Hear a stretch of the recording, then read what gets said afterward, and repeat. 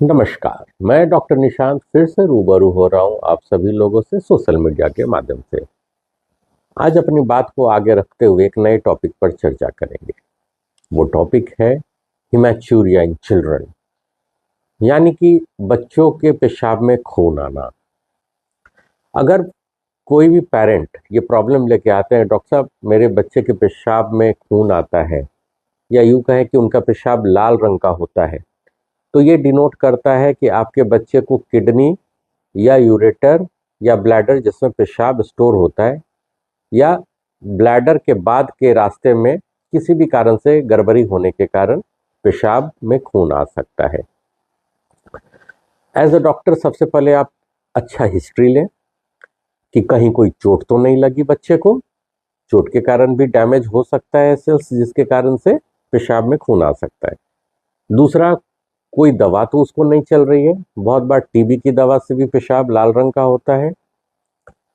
तीसरा, ये ध्यान देना है कि पेशाब के जांच में जो यूरिन है उसमें कोई भी और भी तरह की विकृतियां तो नहीं है, और भी किसी तरह का प्रॉब्लम तो नहीं है। जैसे बहुत बार क्या होता है कि पेशाब में जनरली आरबीसी 5 से ज़्यादा होता है, तो वो हिमैचुरिया कहलाता है। इसके अलावा प्रोटीन तो पेशाब में नहीं निकल रहा है, कास्ट तो नहीं निकल रहा है, क्रिस्टल सिस्टीन के क्रिस्टल्स तो नहीं निकल रहे हैं, कैल्शियम ऑक्सलेट्स तो नहीं निकल रहा है। बहुत बार पेशाब के रास्ते में, किडनी में या फिर यूरेटर में या फिर पेशाब के थैली में छोटे छोटे पत्थर होते हैं जो कि उनके सेल्स के लेयर को इरोड करते हैं। उनके कारण भी पेशाब में खून आता है। इसलिए अच्छा हिस्ट्री लेना बहुत ज़रूरी है। इसके अलावा पेशाब का जांच में आप पता कर सकते हैं कि उसमें कैल्शियम क्रेटिनिन रेशियो क्या है। अगर कैल्शियम क्रेटिनिन रेशियो 0.2 से ज़्यादा है तो ये डिनोट करता है कि हाँ, हाइपर कैल्सियूरिया हो रहा है। कहीं ना कहीं हो सकता है कि हम रेनल स्टोन को भी डील कर रहे हो। तो अगला स्टेप मेरा होगा कि हम एक अल्ट्रासाउंड कराएं पेट का।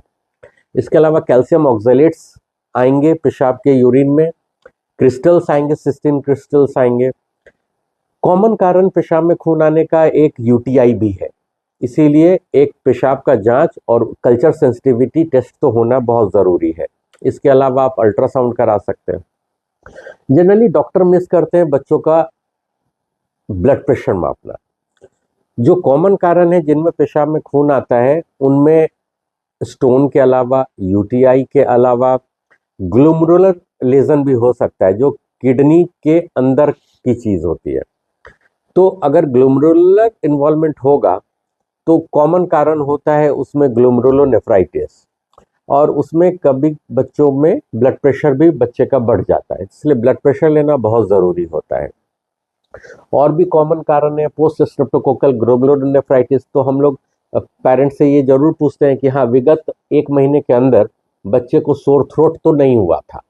इसलिए अगर बच्चे के पेशाब में खून आ रहा है तो एक अच्छा हिस्ट्री लेना ज़रूरी है। जैसे कहीं कोई चोट तो नहीं लगी, कोई दवा तो बच्चा नहीं खा रहा है, सोर थ्रोट तो नहीं हुआ था, उसे टॉन्सिलाइटिस या फेरेंजाइटिस तो नहीं हुई थी। इसके अलावा एक अल्ट्रासाउंड जरूरी है, पेशाब का जांच जरूरी है, कल्चर सेंसिटिविटी जांच जरूरी होती है।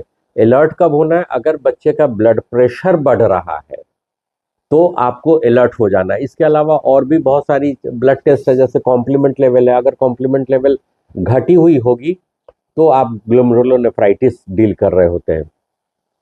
इसके अलावा कब ऐसे बच्चों को हायर सेंटर पे भेजना चाहिए? अगर बच्चे का बीपी लगातार बढ़ा हुआ है, या फिर ऐसे बच्चों में जिनमें बच्चे रेनल फेलियर की तरफ जा रहे हैं, रेनल फंक्शन टेस्ट अल्टर्ड है, या कोई सिंड्रोम है, या फिर एसोसिएटेड हार्ट की बीमारी है, या फिर एसोसिएटेड बच्चे में हियरिंग लॉस है, तो कोई ना कोई सिंड्रोम आप डील कर रहे होते हैं, तो आपको बच्चे को बाहर भेजना पड़ता है हायर सेंटर पे।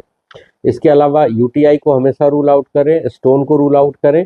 अगर किसी बच्चे को पेट में दर्द है और पेशाब में खून आ रहा है तो उसे लाइटली नहीं लेनी चाहिए। धन्यवाद।